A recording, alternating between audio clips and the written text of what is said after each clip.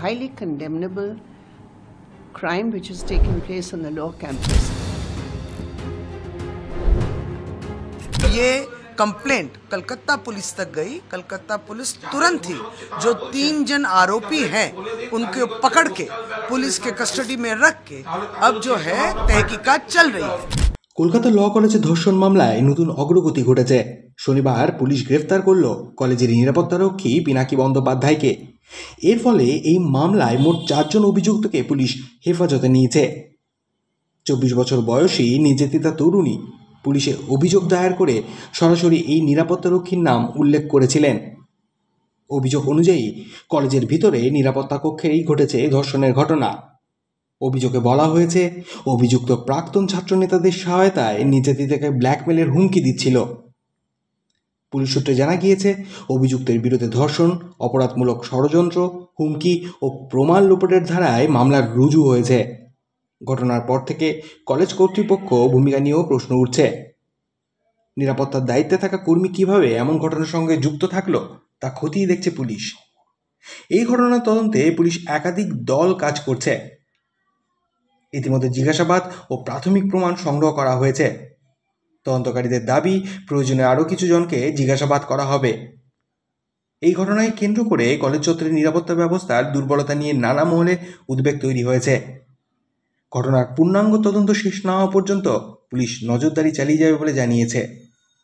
It is a highly condemnable crime which has taken place on the law campus, and the reason it is taking place is because of the impunity that these rapists and criminals enjoy under the rule of the TMC government. There's no doubt about it, because after the RG Kar medical horrendous case, it was very clear that the TMC government is there to patronize these people and to protect all those who are actually involved in it and who created an environment in which rape cultures flourish. And this is exactly what has happened on the law campus. The man who has been named is a known TMC student leader, and he was given a job by the administration of the campus. This is what is so shocking. He was given a job. A criminal like this obviously is a known record of criminality, and this is what the TMC rape cultures are all about. Ma'am, on this, Kalyan Banerjee is saying that a few men commit this type of crime, but what can be done if a friend rapes his friend? This is absolutely crossing all limits by this criminal supporter who is becoming the ambassador of rape cultures in Bengal. He is an ambassador of rape culture.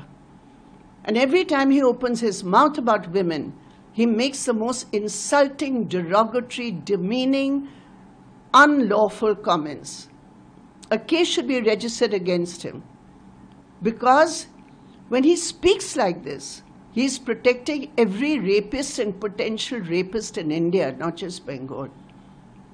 And the shame of it is that he is protected by his chief, Mamta Banerjee. Will she take action against him for such a comment? Will an FIR be filed against him? Will he be asked to quit Parliament because such a man has no place in Parliament?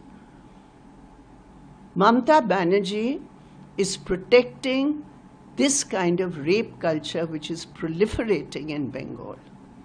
And the TMC government is singularly responsible for making Bengal one of the most unsafe places in India for women. Here is what West Bengal minister said.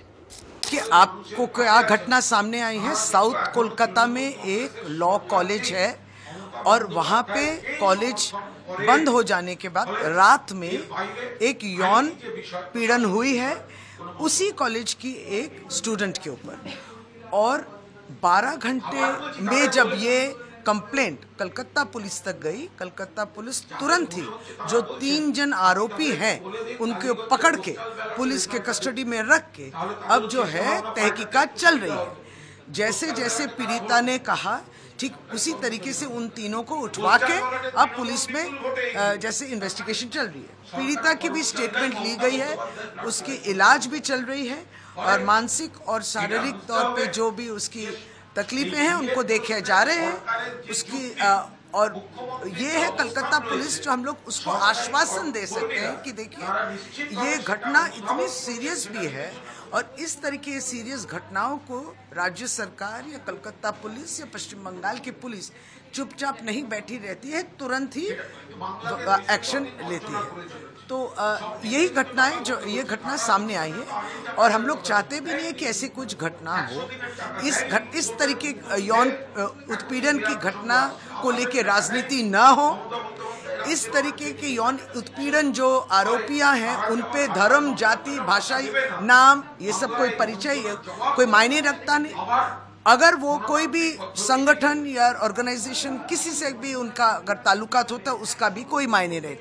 तो क्योंकि विरोधियों ने ये आरोप लगाया है कि ये तृणमूल कांग्रेस छात्र परिषद के नेता रह चुके हैं, इसलिए आज तृणमूल कांग्रेस छात्र सभापति ने भी इस बात को खुलासा कर दिया कि वैसे भी तो स्टूडेंट के इलेक्शन नहीं हुए।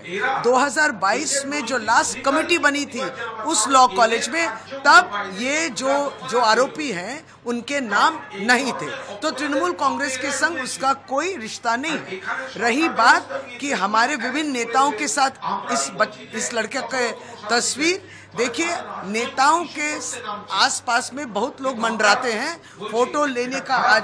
आजकल जो एक टेंडेंसी है, सभी फोटो लेना चाहते हैं, सभी सेल्फी लेना चाहते हैं। अगर ये सच है कि ये तृणमूल कांग्रेस का संपर्क इससे एस्टेब्लिश होता है, तब तो इस तरीके के बहुत सारे उदाहरण है कि प्रधानमंत्री के पास ही खड़े हुए थे कोई रेपिस्ट और केंद्रीय मंत्री के पास भी खड़े हुए थे जो BHU में रेपिस्ट जो थे।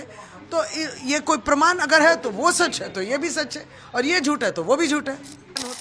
कितने लोगों को आप 12 घंटा तक पकड़ लेते हैं, कितने लोगों के ट्रायल शुरू होते हैं और उनको पनिशमेंट मिलती है, सजा मिलती है। अरे अपराजिता, अगर आपको इतना ही दुख और पीड़ा हो रही है तो अपराजिता बिल जो हमारे पश्चिम बंगाल सरकार की असेंबली ने पास किया है, उस बिल को आप कानून बनाने के लिए सहमति दीजिए। आप राष्ट्रपति को जाके रिक्वेस्ट कीजिए, अनुरोध कीजिए कि वो हस्ताक्षर करें। क्यों रोक के रखे हैं? और ये बड़ी बड़ी बातें करते हैं कि सजा होनी चाहिए, तृणमूल कांग्रेस से जुड़ा हुआ है। अरे कोई भी आदमी अगर नौकरी के लिए दरख्वास्त देता है और उसके जो क्राइटेरिया जैसे हैं, उम्र हो या क्वालिफिकेशंस अगर ठीक हो जाती है, तो शायद गवर्निंग बॉडी ने उसकी चयन की होगी। गवर्निंग बॉडी कॉलेज में रहती है, वही डिसीजन लेती है। अब वो आगे चल के यौन उत्पीड़न करेगा, इसलिए तो किसी के मुंह पे लिखा हुआ नहीं।